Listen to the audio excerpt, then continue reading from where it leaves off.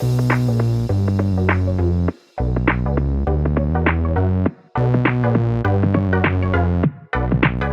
welcome everybody to another episode of Chris and Dave's Reality TV Cast. I'm one of your hosts, Chris, and my co-host and very good friend is Dave. Hey there, Chris, and hello to our listeners out there. Welcome to Chris and Dave's Reality TV Cast. We are covering Love Island UK Season 9, Episode 18, Chris. Now, quite a lot different things happened today. Where would you like to start?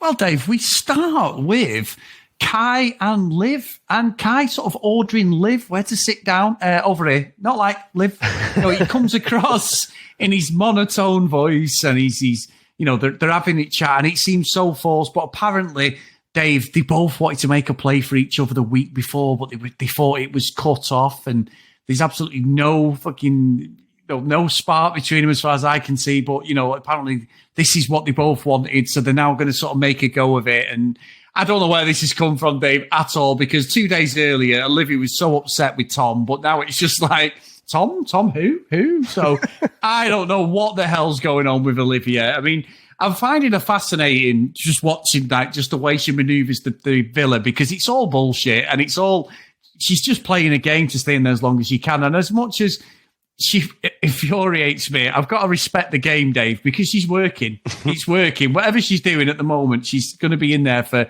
a little bit longer, definitely. She is entertaining, I'll give her that. But, I find it exhausting how she's so fucking needy for external validation, right? Yeah. So she's always fucking after the compliments. It's like, there was the thing, do you think I'm funny? And, you like me, do you?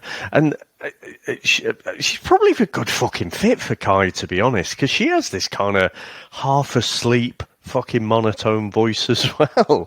So I don't know. It just...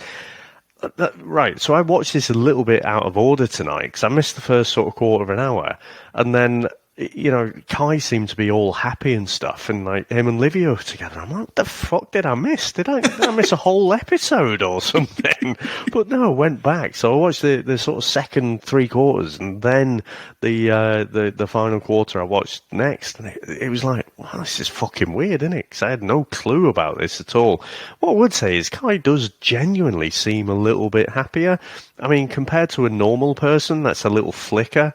It's still dull, but he seems to be happier that he's with Olivia. And like I say, she just seems like, well, if you're sort of flowering her with compliments, then she's going to give you the time of day, and you're going to get all the gooey eyes back and this, that, and the other. So, yeah, I'm not really buying it as such. I do feel like it come out of nowhere. I mean, she put it to bed with Spencer, didn't they? Spencer, what a fucking non-character he is. Needs to be ejected out of the villa soon. Non-character. But I think she has to. She did well there to sever her ties. She's realised that he's a small, weak one and will be gone pretty soon. So yeah, I think it's a good tactical move. Like I say, I didn't see that one coming as such. But yeah, let's see.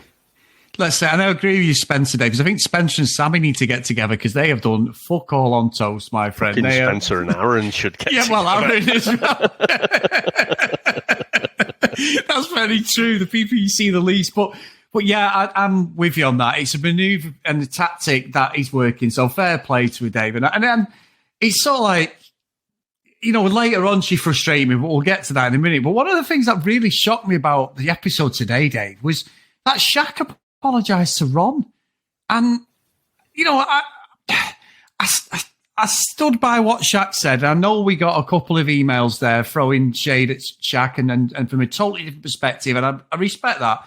I understand people are so cynical. I'm cynical. You're cynical. We know that they play this game. They know the reward at it. We talk about it nearly every episode. But I took him on face value that Shaq was the man, and he held Ron accountable. And I just felt like, why are you apologising?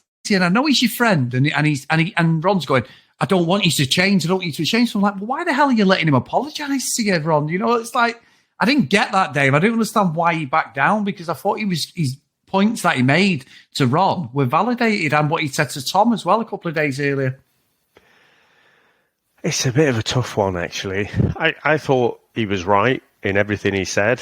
I said it was odd for someone to come out like that on Love Island and actually hold someone's feet to the fire and saying, look, you're being a bit of a dick here. But on the other hand, you know, he was obviously ruffling some feathers, and I think when you take all of the emotion out of it, kind of we all just want to get on with life. And you know what? Yeah. It's not Shaq. It's not a three-way thing, is it? With Lana, Ron, and Shaq. So Shaq might have just felt like, look, I was overstepping my boundaries a bit there. That's probably why he's done it. Now, did he have to do that? I don't know. Maybe just because Ron felt so put out by it. Maybe he's done that just to keep everything amicable. I don't feel like he had to do it. I think he was totally right in everything that he said, but Ron didn't. So that's why I think he's apologised. Yeah, you could be right, Dave. You could be right, and obviously we don't live there 24/7. We're seeing an edited down, show, aren't we? So it's a lot different to what the audience, us, the viewers, see. But I will say, Dave, what frustrates me now, I'm going to be a biggest hypocrite here going, and I'm going to hold my hands out. What are weekends, Dave? Because I start a lot earlier than my wonderful wife. I will, if I'm there, I will always make breakfast, Dave, breakfast in bed. But I think I've told you this story before. Scrambled egg, whatever. I usually get a text saying, brew, we need a smiley face. And when I say no, Dave, I get a fist face, basically, because I'm usually downstairs playing on my Xbox or I'm in the gym or whatever I'm doing. So I'm being a hypocrite. So I'm laying up this story. I fucking hate all this breakfast shit in Love Island, Dave. I fucking hate it. It's like, it's good that the guys respect the girls and go, do you want breakfast and that? But the whole thing around it, it's like, I don't know. I don't know why it infuriates me, but it fucking does, Dave. And there's a top thread on our Facebook page about the words used in this show, like another reality show. But, Dave, I don't get a good vibe, shall I say, Dave? You know what I mean? It's not my type on paper, my friend. So I don't know, but that is on my list of one of the most annoying things that people do on this show. It pisses me off so much. I thought Good Vibes was the new product line. $99.99 with 99 postage. Oh, good Love Island vibes. So good for you, that Dave. It irritates me, and I'm just trying to cast my mind back to the last season. I think I might have ranted about this at some point. I think it's a nice thing to do, right? Yeah, just in general, to get someone a brew or make breakfast or whatever. The thing that I don't like, and I don't quite know which season this became the norm, is just how it becomes an expectation. Yeah. It's expected now that the boys will go off and they'll make either breakfast or a coffee. It's usually a coffee, and it is the minimum bar. And then if someone doesn't get brought a coffee, then it's a big fucking drama. That's the bit that irritates me. And I guess it's just one of those things. It's why I like season ones, Season ones, the players of the game don't really know the full rules. Whereas when you're getting into, for this, it's obviously Love Island. We're on 9 seasons of the UK version, but of course we got all of the other countries as well that run this, and then little things, little traits, behaviours, they become normal in the game. So yeah, it bugs me a bit as well. But I must admit, I was intrigued because. The fucking word, it always says soft on it because you can't help but think about David Brent. David Brent, yeah. So ridiculous, but you're so right. Yeah. But it did bring to the fore that fucking messy Ron he's a man with a mission, right? And he's trying to get up earlier, and he's seeing the whole thing between him, Lana, and now Casey. He's seeing this as some massive fucking competition. Yeah. And I'm not even sure how important Lana is in that competition. It's just he needs to beat Casey. That's how it's coming across to me. So I find it a bit fucking annoying because you had the ball right there and you've dropped it. But now it's a competition, so he's trying to get up earlier and trying to make a breakfast and stuff like that before Casey. I mean, I don't like the way it's as if Lana, when Ron's speaking about it, listen, the next few days, listen for it, but it's like Lana has no choice about this. He's talking about, I'm going to beat him, I'm going to win. It's like, well, doesn't Lana have a say about that? And these kind of things like making breakfast and stuff, all right, there's nice little things, but essentially they're superficial, aren't they? Because when another bombshell comes in, you'll be like, oh, fucking hell, that redhead. Oh, fucking hell, she's right, my type on paper. Bingo! So, you know, I don't know if it's going to come off, but the cynic in me says yes. At some point, Ron and Lana will end up getting back together. You know? Yeah. You know what? I've got to add to this. I've got to be honest now as well. I'm getting fucking bored of listening to Lana talk about it, Dave. I think I want her to get with this Casey just for the fact every episode we get this 2-minute fucking monologue about her and Ron. Ron's a bellend. She deserves better. She's a nice person. I'm not having a go say I don't like her because it's not like I want her to be. You know, she seems like a really nice girl, but I'm just so bored. I've got no energy and no fucking interest in her sitting there with anybody and talking about Ron and you know blah blah. She's right. She has tore strips off Ron, and I think what you said is correct. It's like she will keep going back. She deserves better. He is not who she should be with. This Casey seems like he's got a bit about him. He really likes her. They look like they've got good energy together. And like you say, Ron is so disrespectful, thinking he can just turn it on whenever he wants and get with her. I think she should stick to what she said about, like, you know, I'm sorry, I shouldn't give you another chance. She's got someone there who's vying for her attention. I just hope, and I know she's going to do this. I think she's going to fumble the ball here and get back with Ron, and he doesn't deserve her day. But I'm just so fucking bored of hearing the same conversations about him. And it's mainly Ron's fault, but I don't know. It's just pissing me off now watching it. Well, Ron should be in the rearview mirror, shouldn't he? Yes, really. 100%. I mean, that's why you're bored of it. And I think we're all a bit similar. I mean, like you say, it's not of her making, but it's like, you know, again, she's got to say it, but the editors have got to put it in there. They have got to prioritize over 24, 48 hours of footage. What are the 1 or 2 hours we're going to edit this down to and show you? Again, Chris, the cynic in me says, well, that's going to come back later. That's going to pay off. If you were writing a story, you would plant these things and they would pay off later, wouldn't they? So that's what makes me a little bit more cynical about it, to be honest, that it's just Casey's just a bit of a distraction. I do think, you know, putting on Discord, it's like, if this was an 80s movie, Ron's already won, he just doesn't know it yet, and the sort of flowing hair and muscles and everything of Casey, the good looks, chiseled jaw and everything, he's just the arsehole baddie, you know, and at the end of the movie, they'd maybe ski down a ski slope and the winner gets the girl kind of thing. You know? Don't know what it is about Casey. He just has that 80s look about him. Either that or he's going to sell me timeshares. So, let's see where it goes. I personally, I would hope that Lana just bins off Ron. I think Ron, like I said, I've been calling him out since day 2. I think he's treating it all like a competition.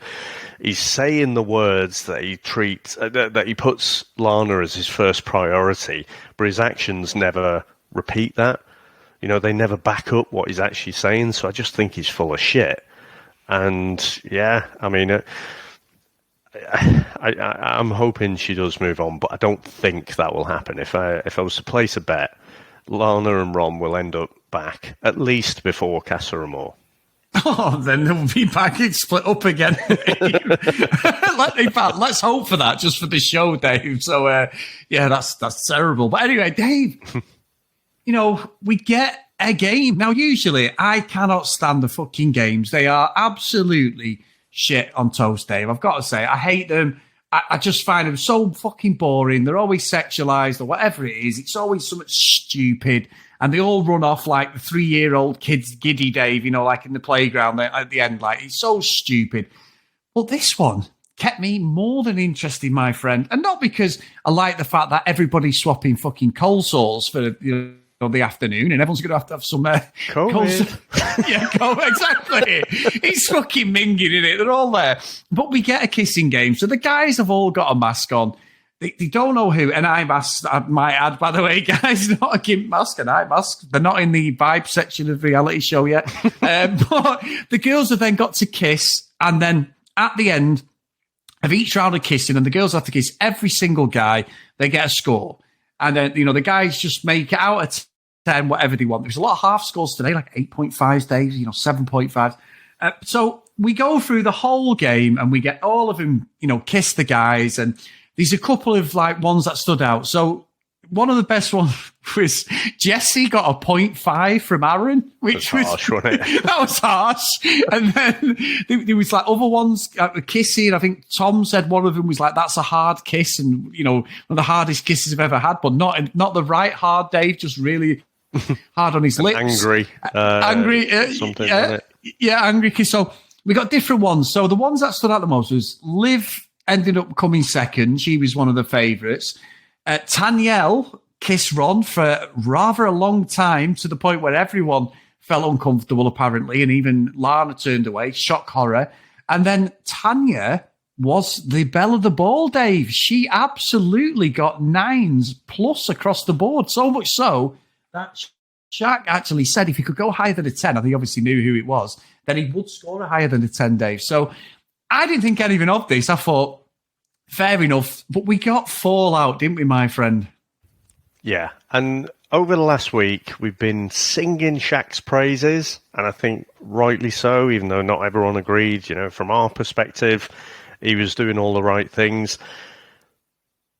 He's almost kicked that into touch now.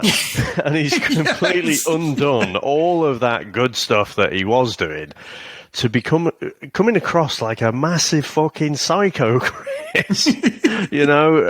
He's what we've said is he's accelerating a bit quicker than anyone I think we've seen on Love Island, barring maybe Will. He seems to be quite far there, but even Will's not going at the pace that Shaq is. Now, what's been interesting this season and other seasons is how people treat the games. Are they really just games? Because typically, everyone's fucking snogging everyone at some point in the games, and even when you're guessing who said this and you're going to snog whoever you think it is, people treat the games as if either option A, they mean absolutely nothing, or option B is it means everything. It's as if you were doing it outside a game. And it depends on what your narrative is and how you feel as to which of those options you go with. And I think Shaq has taken it as if, Tanya's done it outside of a game, and she's properly fucking gone for it for all of the lads. It's a fucking game. It's a competition.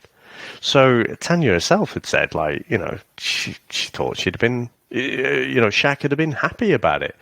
But his eyes were really fucking mad. He was really pissed. You can't fake that shit.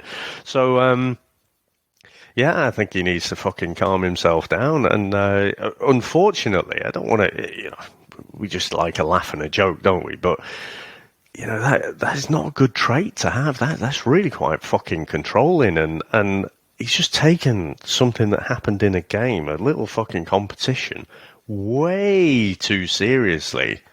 And, hopefully he'll calm down and reflect on it.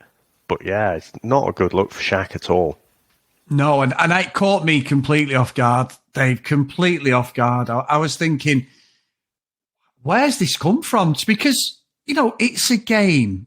We know on Love Island, he's watched the show previously. Everybody in the game format snogs each other, Dave, don't they? One way or the other, you're going to snag the other contestants, whether you like them or not. It's all part. These games have been going forever and a day. You're going to get a lap dance off them. I mean, as I'm saying, it sounds horrendous, doesn't it? Anyone listening who don't watch Love Island, hang on, they kiss him, they lap dance. But this is the games that they play.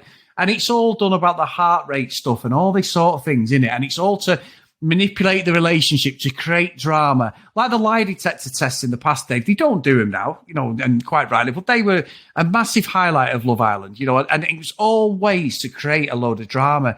And I honestly, I look, in real life, you don't want your partner kissing anybody else but you, do you? Like that's genuine. But this isn't real life. You watch The fucking Bachelor, and 1 minute they're saying they love him, and the next minute they're slogging 3 or 4 people in the same episode. It's just the way the show goes, isn't it? And we always laugh, like they can say, at the end, guarantee the Bachelor Bachelorette is in love with all 3 people that they are trying to, spend the rest of their life with.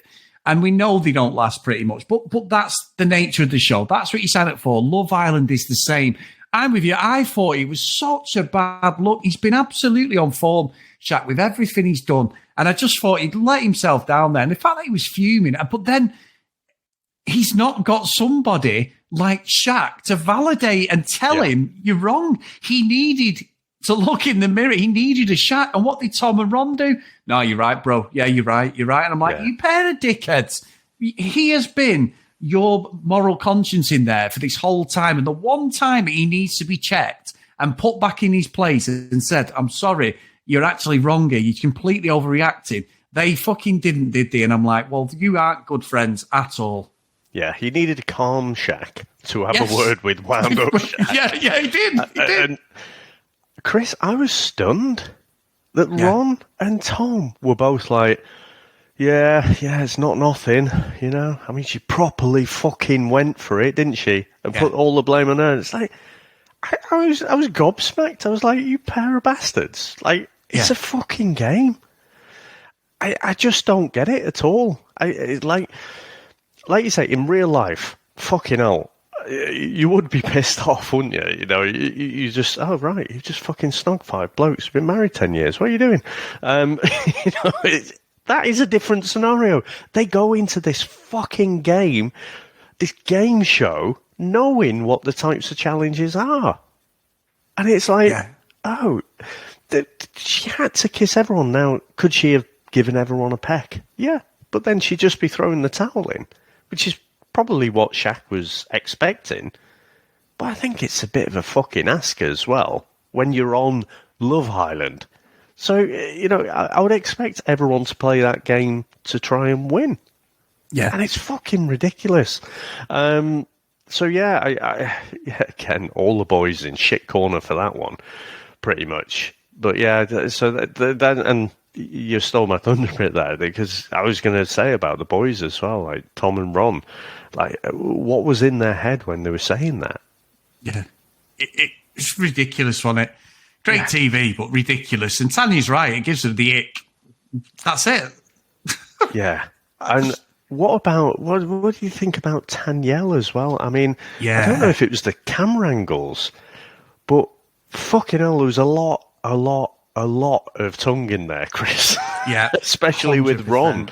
And Olivia was rubbing her hands because she couldn't wait to pull Lana for a chat and tell her, do you not think that was a bit too much? Yeah, and Tanyel said it as Liv went past. She went, oh, she's going to say to her now about the kiss and blah, blah, blah. It's basically shit stirring. So that could be drama in the next episode. It's not like Lana wasn't there and she's telling her as a friend to say, look, we've just seen this. Lana was there. She said I turned away. What was Liv doing other than getting airtime and shit stirring? And I've got to say, though, Dave, there's something going on. Because when Tanyel said she didn't like Ron, she was blinking like fuck. I was watching her eyes straight away. She likes him. What's wrong with that? I don't understand. I think it's because Ron is just completely shutting her off all the time. But look, I've not got any girls like that, Dave, friends like that. But there's no way she's like, I feel comfortable just to snog his face off in front of the girl he likes. I know it's a game. It's not real life. You wouldn't do it in real life. But I didn't believe what she was saying. I think she's trying to convince herself at this point. There's definitely something there. And maybe that's the way it is. But maybe Ron is just going to completely ruin that relationship. I don't know. But it was uncomfortable. And I think she was doing it to wind Lana off, and being honest, Dave. Basically saying to her, look, I can do this to your, whatever he is, not boyfriend or whatever he's supposed to be to her. And it was a bit of a fun, and that's it. I didn't take it too serious. No, but I'd say fucking Danielle and Ron like each other. Fucking go for it. It's Yeah, Love exactly. Island, you know what I mean? I don't think, kind of all bets are off. Like, if Casey hadn't come on the scene and then we've got this, this messy situation where Ron turns his head with every bombshell, because of all of that, I think it makes it kind of fair game for, if they want to explore that connection, they should do. So I'm kind of still with Danielle on that side.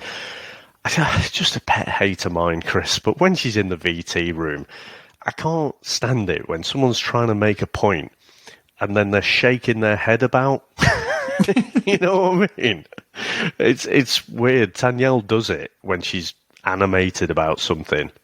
The head moves from right to left when she says each word. It's weird. Look out for it next week. Oh, you put me right off now. I'm going to be there going, oh, yeah, honestly, he's right now. It's distracting. You can't sort of think about anything else. But no, I think they should just fucking go for it. If they really feel that way, then they should. And Olivia, she's just trying to stir the shit for me. Yeah, I think so. So, Dave, we've had 3, not letters, as you keep telling me, emails, David, emails. So this is quite a good one. This one's from Debbie, and she says, "Hi, my name's Debbie, and I'm from Pennsylvania. I listen to you guys religiously. I'd like to speak about Shaq and Tanya. I've been married for 35 years and remember at the beginning of my relationship, the immediate attraction to my husband. I felt like I was falling in love from the day I met him. In fact, by the second day, I told him I was going to keep him. So I understand how you can fall in love with somebody almost immediately. Like I said, we've been together for 35 years of marriage. We've been of marriage, but also we've been together for 40 altogether. So yours sincerely, Debbie from Pennsylvania." So I think that goes with the people saying about the love and the playing the games and everything, from the previous emails and that. So, Dave, I've got to say the same thing. I'm calling myself out. Me and Sam got together. We've known each other for all my life. I've mentioned the story before, but within about 4 or 5 days, we said we loved each other. And I literally moved in. She had a house, car. I've told this before. I had fuck all. I had a bike and some videos in a bag, Dave, and some clothes. I moved straight in, Dave. Best fucking career move of my life, Dave. As much as I love my wife, and she always says that. I'm only saying what Samantha says. She always laughs and says, because she got called, apparently, she was after my money from certain members of my family, Dave, and I had nothing, my friend. So I don't know how that works, but there you go. So, yes, it can happen, and you can be loyal. 25 years later, we're still together, we still love each other. So that is something that is there, and where you meet and get with them can be anywhere. So I do stand by what Debbie said as well. I didn't say that the other day, to be fair, Dave, but yes, that is correct. Yeah, first of all, brilliant email. I love that. It's great. It warms your heart, doesn't it? There are stories there. The thing that's different is, there wasn't such a thing as a social media influencer back then, and we're not talking about massive narcissists on a game show. Yeah. So I think that's great to be reminded that those things can happen. But also, I can acknowledge the fact that, if people are cynical about people's tactics, about playing this game, because it is a game, they've got a point as well. No, that's fair enough. Good, great email. Thank you, Debbie. And we've got one from Abby, and it says, "Hi, Chris and Dave. Love the honesty on the podcast. Always tops the morning after." That's great. So can you tell everybody about that, please, Abby? That we do appreciate that. I think Ellie is playing a huge game. She started getting to know Ron. That was the focus of everyone's attention. And then got with Tom, who was the focus of everyone's attention. I don't agree with Danielle flirt with Ron. She's supposed to be Lana's best friend. I wouldn't be happy if my best friend was doing that. When Olivia cries, she puts her hand over her eyes every time, maybe because no tears are actually coming out. Yeah, definitely. Keep up the honesty, Abby. So great email there, Abby. And then the final one is from Julie. It says, "Hi, Chris and Dave. Thank you so much for the daily, not daily podcast. Always makes watching Love Island much more fun when I get to hear you mostly say out loud what I'm thinking. My thoughts on tonight's episode. Olivia's constant chat about herself in conversations is so annoying. Oh, do you have a better chat with me then? Oh, you are more attracted to me. And the baby talk without moving her mouth, giving me Whitney from Maths Vibes. Oh, Whitney from Maths Vibes was awful, wasn't it, though? That baby talk. Danielle needs to admit how much she fancies Ron. Her kiss with him was embarrassing to watch. Lana needs to stop being a doormat in friendships as well as relationships. Danielle is desperate for Ron. They're laughing loudly in bed, etc. But Lana just pretends she doesn't see it. I'm on Shaq's side. I think Tanya couldn't care less about him.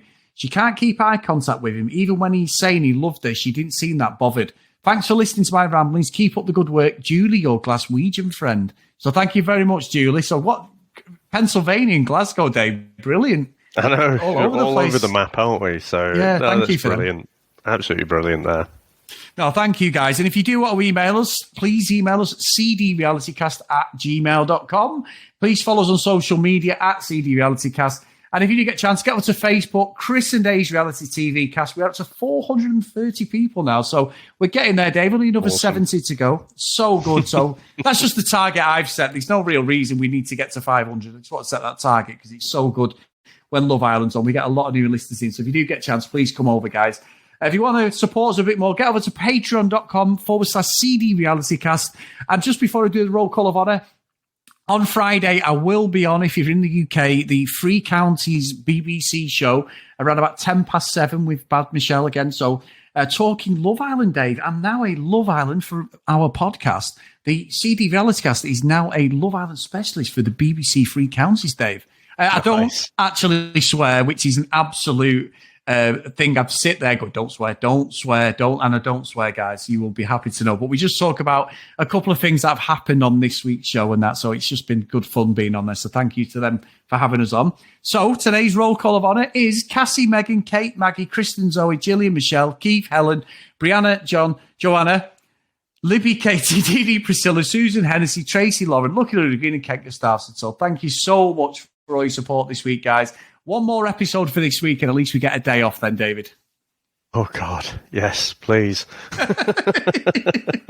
think with maths starting as well, it's starting to... the fatigue's setting in a little bit. But, how long away do you reckon Casa Amor is? Do you reckon we've got another week, 2 weeks? I reckon 2 weeks. I reckon we're only going into the 4th week, Dave. We're not even at the halfway point. We will be by next week. So hopefully, I reckon 5th week we're looking at Casa. So let's hope so. Yeah, hopefully. The enthusiasm of like we're not even halfway in. I know. Don't say anything, Dave. Don't say anything. All right. Brilliant. Well, cheers for that, mate. It is always good when we're doing it. Not so much 9 o'clock when I need to drop everything and watch it. But thank you very much, sir. That's good fun again. And thanks to everyone out there for listening. Thanks to everyone who supports us. And we'll speak to you next time. Bye.